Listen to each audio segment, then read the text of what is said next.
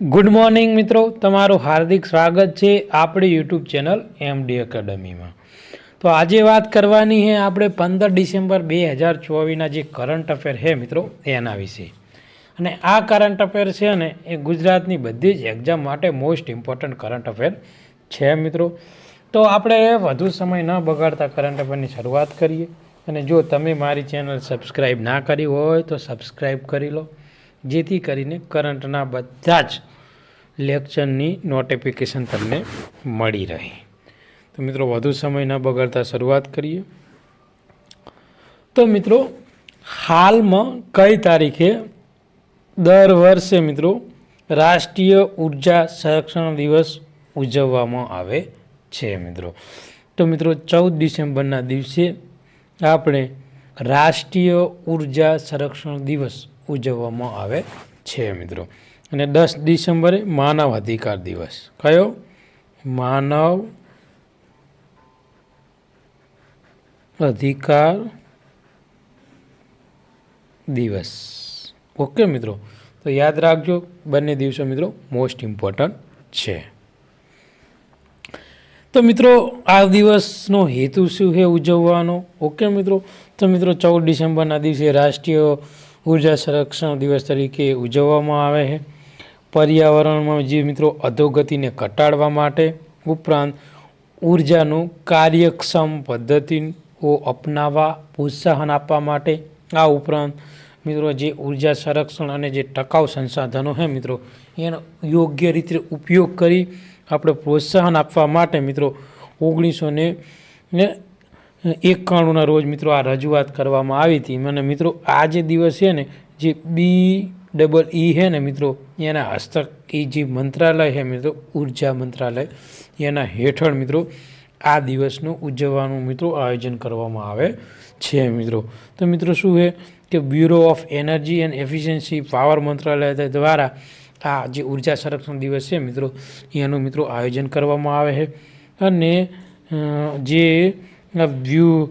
Bureau of energy efficiency છે મિત્રો એની સ્થાપના મિત્રો પહેલી માર્ચ મિત્રો 2000માં મિત્રો થઈ હતી। ઓકે મિત્રો, અહીંયા ભૂલ છે મિત્રો, ક્યારે 2000માં થઈ હતી। અને મિત્રો આ જે એનર્જી કન્ઝર્વેશન એક્ટ 2001 અંતર્ગત મિત્રો આ આપણી એક વૈધાનિક સંસ્થા છે મિત્રો। આગળ વાત કરીશું તો મિત્રો કે હાલમાં કયા ઉદ્યોગપતિની સંપત્તિ મિત્રો 400 બિલિયન ડોલરથી વધુ થઈ ગઈ છે? તો મિત્રો એલોન મસ્ક છે મિત્રો, એની જે સંપત્તિ છે ને મિત્રો એ 400 બિલિયન ડોલરને પાર જતી રહી છે મિત્રો। તો અત્યારે હાલ મિત્રો એલોન મસ્ક એ વિશ્વના સૌથી પૈસાવાળા વ્યક્તિ બની ગયા છે।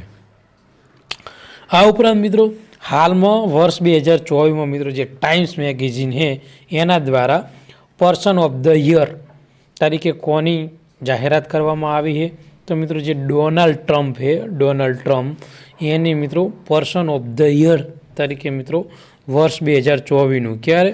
વર્ષ 2024નું person of the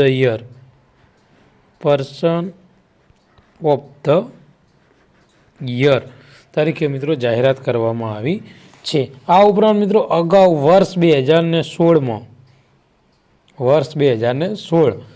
Donald Trump મિત્રો પર્સન ઓફ ધ યર તરીકે મિત્રો જાહેર કરવામાં આવ્યા હતા। અને આ એમનું બીજી વાર તેમને જાહેર કરવામાં આવ્યા છે। તો મિત્રો યાદ રાખજો, આની પહેલાં વર્ષ 2016 અને વર્ષ 2024માં। અને વાત કરવામાં આવે મિત્રો ડોનાલ્ડ ટ્રમ્પ, તો એ અમેરિકાના હાલમાં જ ચૂંટાયેલા 45મા નંબરના રાષ્ટ્રપતિ છે। તેના ઉપરાષ્ટ્રપતિ છે મિત્રો કમલા હેરિસ એ તેના ઉપરાષ્ટ્રપતિ છે મિત્રો। ઓકે મિત્રો, તો આટલી માહિતી આપણા માટે ઇમ્પોર્ટન્ટ છે। અને મિત્રો તમારે અમેરિકાની રાજધાની શું છે એ તમારે કોમેન્ટમાં જણાવવાનું છે મિત્રો। આગળ વાત કરીશું તો તાજેતરમાં મિત્રો રાજ્ય સરકારની think tank and innovation hub greet કોની સાથે કરાર કરવામાં આવ્યા છે? તો મિત્રો IIM અમદાવાદ છે એની સાથે મિત્રો કરાર કરવામાં આવેલા છે મિત્રો। તો મિત્રો તાજેતરમાં મુખ્યમંત્રી ભૂપેન્દ્ર પટેલની અધ્યક્ષતામાં ગુજરાત ઇન્સ્ટિટ્યુશન ફોર ટ્રાન્સફોર્મિંગ ગ્રીડની સંચાલન સંસ્થાની મિત્રો પ્રથમ બેઠક ગાંધીનગરમાં યોજાઈ હતી. તો મિત્રો ક્યાં યોજાઈ હતી? તો ગાંધીનગરમાં મિત્રો આનું આયોજન થયું હતું અને વિસ્તૃત ક્ષેત્રમાં અને વ્યવસ્થાપન અંગે મિત્રો વિચાર વિમર્શ કર્યો હતો. અને ગ્રીડ નવનિયુક્ત મુખ્ય કાર્યકારી અધિકારી અને સીઈઓ તરીકે મિત્રો એસ અપર્ણા ને મિત્રો ગ્રીડ અત્યાર સુધીનો જે મિત્રો પ્રારંભિક કાર્યક્રમ હે મિત્રો જે બી તેમના લક્ષ્યાંશો એના માટે મિત્રો આગામી સમયમાં તેની પર કાર્ય કરવામાં આવશે મિત્રો. અને આનું જે આયોજન છે મિત્રો એ આઈઆઈ અમદાવાદ મિત્રો જ્ઞાન કૌશલ્ય તજજ્ઞો અને જે નેટવર્કનો લાભ મેળવવાનો ઉદ્દેશ સાથે આઈઆઈ અમદાવાદ અને જે ગ્રીડ મિત્રો એની વચ્ચે મિત્રો સમજૂતી થઈ છે. તો મિત્રો સમજૂતી કોની વચ્ચે થઈ છે અને ક્યાં થઈ છે એ આપણા માટે ઇમ્પોર્ટન્ટ છે મિત્રો. આની જે બેઠક છે ને મિત્રો એ ગાંધીનગરમાં યોજાણી હતી. ક્યાં? ગાંધીનગરમાં. ઓકે મિત્રો. અને આ એક પ્રથમ બેઠક છે. ઓકે મિત્રો. અને ગુજરાતનો ક્વેશ્ચન છે એટલે મિત્રો ગુજરાતની એક્ઝામ માટે મોસ્ટ ઇમ્પોર્ટન્ટ છે. ઓકે મિત્રો. વાત કરવામાં આવે મિત્રો ગ્રીડ તો રાજ્ય સરકારની જે think tank and innovation hub તરીકે મિત્રો કાર્ય કરવાની સાથે જ રાજ્ય સરકારનું નિમણૂક કાર્યદળ સીમિત ભલામણ અને અમલ માટે વિવિધ વિભાગો સાથે સંકલન પરામર્શ કરી અને વિસ્તૃત આ બેઠક ઉપર મિત્રો ચર્ચા કરવામાં આવી છે મિત્રો. અને નાણામંત્રી કનુભાઈ દેસાઈ, આરોગ્ય મંત્રી ઋષિકેશ પટેલ અને ઉદ્યોગ મંત્રી બળવંતસિંહ રાજપૂત, કૃષિ મંત્રી રાઘવજી પટેલ, વિવિધ મિત્રો જે આપણા રાજ્યના મંત્રીઓ છે મિત્રો કેબિનેટ મંત્રીઓ એમને મિત્રો આ બેઠકમાં પોતાની કહેવાય ને હાજરી આપી હતી મિત્રો. તો મિત્રો આમાંથી આપણને 3 થી 4 ક્વેશ્ચનો બની શકે છે. એક તો મિત્રો આપણા નાણામંત્રી કોણ છે ગુજરાતના? તો કનુભાઈ દેસાઈ. આરોગ્ય મંત્રી કોણ છે? તો ઋષિકેશ પટેલ. ઉદ્યોગ મંત્રી કોણ છે? તો બળવંતસિંહ રાજપૂત. અને કૃષિ મંત્રી કોણ છે? તો રાઘવજી પટેલ. તો મિત્રો યાદ રાખજો જે કેબિનેટ મંત્રી છે ને મિત્રો એ ક્લાસ 3ની એક્ઝામ માટે ઇમ્પોર્ટન્ટ છે. ઓકે મિત્રો. અપર ક્લાસ 3 અને જીપીએસસીમાં ભાગ્યે જ અત્યાર સુધી પૂછાણા નહીં પણ આ તો કદાચ પૂછાઈ જાય. હાલમાં મિત્રો મધ્યપ્રદેશનું રત્તાપાણી એ ભારતનું કયા નંબરનું ટાઈગર રિઝર્વ બન્યું છે? તો મિત્રો 57મા નંબરનું જે મધ્યપ્રદેશમાં રત્તાપાણી જે ટાઈગર રિઝર્વ છે એ 57મા નંબરનું મિત્રો ટાઈગર રિઝર્વ તરીકે તેની જાહેરાત કરવામાં આવેલી છે મિત્રો. તો મિત્રો શું છે ડિટેલ? તો મધ્યપ્રદેશમાં મિત્રો જે રત્તાપાણી વન્ય જીવ અભયારણ્ય છે મિત્રો એ ભારતનું 57મું વાઘ અનામત જાહેર કરવામાં એટલે મિત્રો આ વાઘ માટેનું છે. ઓકે મિત્રો. અને જે પ્રોજેક્ટ ટાઈગર છે મિત્રો 1973 હેઠળ સ્થપાયેલા વાઘ અનામતનો ઉદ્દેશ મુખ્ય અને જે બફર ઝોનમાં મિત્રો જે વાઘો છે મિત્રો બરફ ઝોનમાં મિત્રો એનું સંરક્ષણ કરવા માટે મિત્રો આ જે ટાઈગર રિઝર્વ જાહેરાત કરવામાં આવે છે મિત્રો. તો કુલ વાઘની અનામત સમગ્ર મિત્રો ભારતમાં 58 વાઘ અનામતોમાં આશરે મિત્રો 82,000 ચોરસ કિલોમીટરમાં ફેલાયેલું છે જે ભૌગોલિક રીતે મિત્રો ભારતનું 2.3% વિસ્તારને આવરી લે છે મિત્રો. અને મિત્રો ભારતમાં મિત્રો વાઘની વસ્તી છે 3167 મિત્રો. હમણાં લાસ્ટમાં મિત્રો 2022માં જે વસ્તી ગણતરી થઈ વાઘની ઓકે મિત્રો એમાં વાઘ આપણા દેશમાં છે 3137. ઓકે મિત્રો. જે વૈશ્વિક જંગલી વાઘ વિસ્તારમાં મિત્રો 70% જેટલા છે મિત્રો. તો યાદ રાખજો મોસ્ટ ઇમ્પોર્ટન્ટ શું છે મિત્રો. અને મિત્રો સૌથી વધુ વાઘ હોય ને તો મધ્યપ્રદેશમાં હોય. ઓકે મિત્રો. અને સિંહની વાત કરવામાં આવે એશિયાટિક સિંહ તો ઓનલી આપણું ગીર ગુજરાત. ઓકે મિત્રો. આગળ વાત કરીશું કે હાલમાં કરવામાં આવેલી જાહેરાત અનુસાર ભારત પોતાનું સ્પેસ સ્ટેશન ક્યાં સુધી શરૂ કરશે? તો 2035 સુધીમાં ભારત પોતાનું આગવું મિત્રો જે સ્પેસ સ્ટેશન છે મિત્રો એ 2035 સુધીમાં સ્થાપવાનું છે મિત્રો. આ ક્વેશ્ચન છે મોસ્ટ ઇમ્પોર્ટન્ટ છે આવનારી એક્ઝામ માટે. તો મિત્રો ભારત 2035 સુધીમાં પોતાનું સ્પેસ સ્ટેશન એટલે કે અંતરિક્ષ સ્ટેશન સ્થાપિત કરવાનું છે અને 2040 સુધીમાં ચંદ્ર ઉપર પોતાનો વ્યક્તિ મૂકવાની મિત્રો યોજના બનાવી છે અને પ્રથમ ભારતીય અવકાશયાત્રી ગગનયાન મિશન હેઠળ 2024 અથવા 2026 સુધીમાં મિત્રો શરૂઆત કરવામાં આવશે.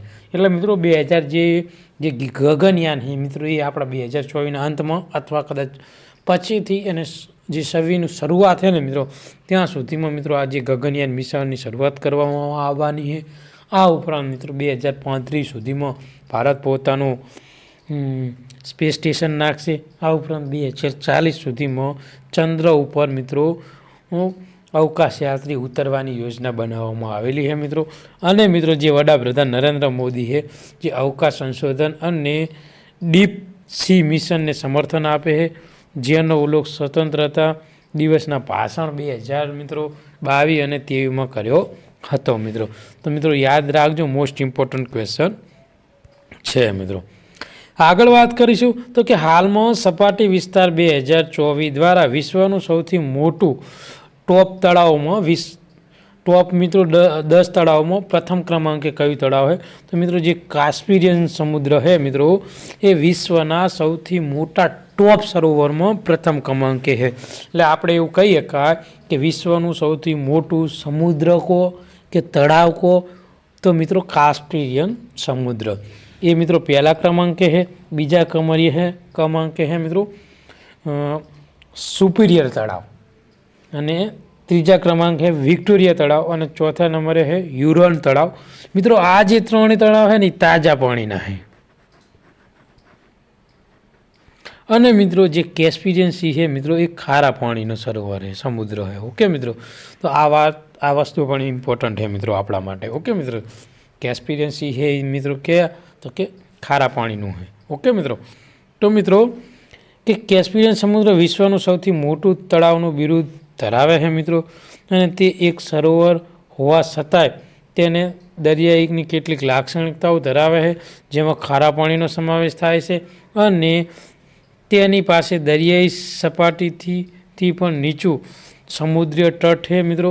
અને મિત્રો જે આ કાસ્પિયન સમુદ્ર છે એ કઝાકિસ્તાન, રશિયા, ઈરાન, તુર્કમેનિસ્તાન અને અઝરબૈજાન જેવા દેશોમાં વિશાળ કદમાં ફેલાયેલું છે મિત્રો.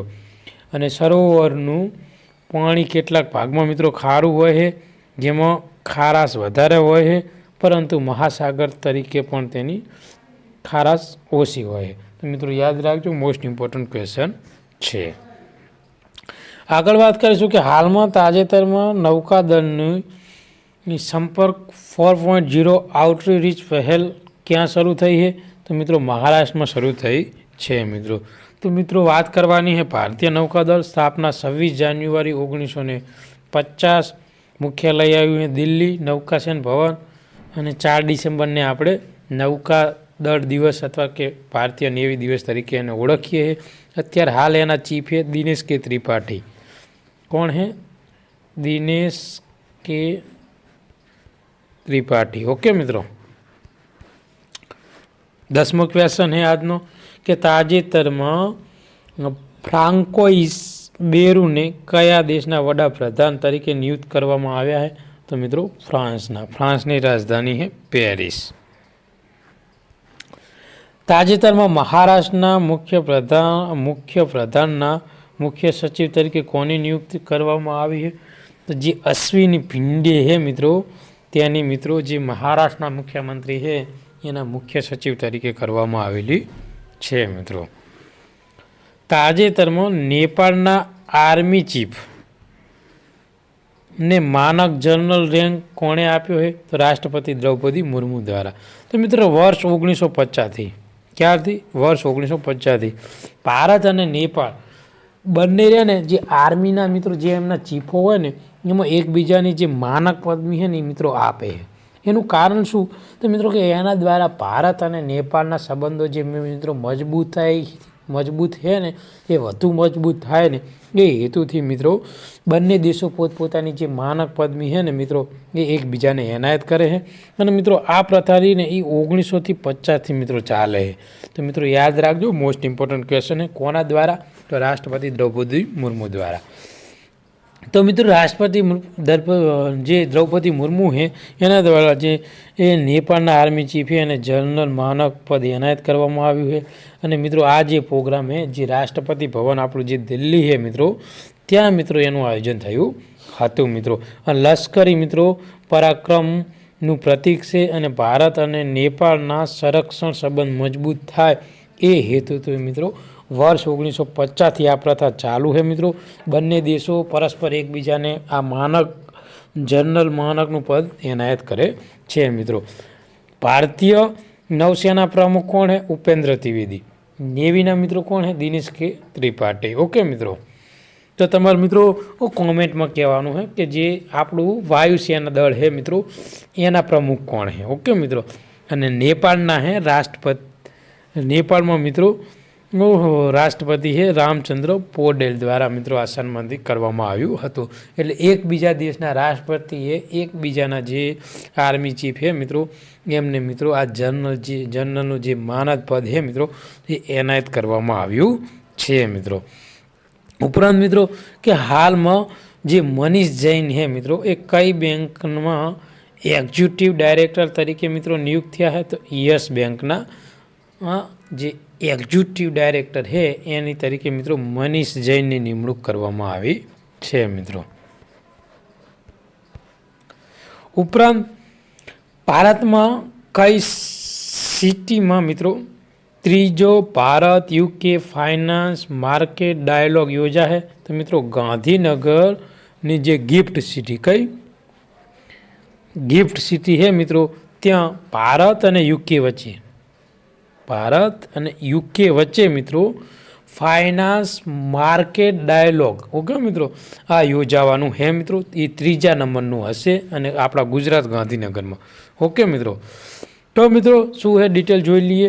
તો મિત્રો કે ત્રીજો ભારત યુનાઇટેડ કિંગડમ એટલે કે યુકે ફાઇનાન્શિયલ માર્કેટ ડાયલોગ 12 ડિસેમ્બર 2024ના રોજ ગાંધીનગરની જે ગિફ્ટ સિટી છે મિત્રો ત્યાં યોજાવાનો છે. અને ગિફ્ટ સિટીનું ફૂલ ફોર્મ શું છે? Gujarat international finance tech city. Okay મિત્રો, અને જે આ ત્રીજી ભારત યુકે ફાઇનાન્સ માર્કેટ ડાયલોગમાં મિત્રો કેન્દ્રીય નાણાં મંત્રાલય અને જે મહામહિમ ટ્રેઝરી એટલે કે યુકેના જે નાણાં મંત્રાલય છે મિત્રો એના વરિષ્ઠ અધિકારીઓ મિત્રો આમાં હાજરી લેવાના છે મિત્રો. તો મિત્રો આજનું કરંટ અફેર તમને ગમ્યું હોય તો લાઈક કરો, સબસ્ક્રાઈબ કરો, તમારા બીજા મિત્રોને શેર કરો જેથી કરીને આ કરંટ અફેરનો લાભ એ લોકો લઈ શકે મિત્રો. થેન્ક યુ, ધન્યવાદ. કાલે મળીશું મિત્રો નવા કરંટ અફેર સાથે. ત્યાં સુધી તમારો દિવસ શુભ રહે.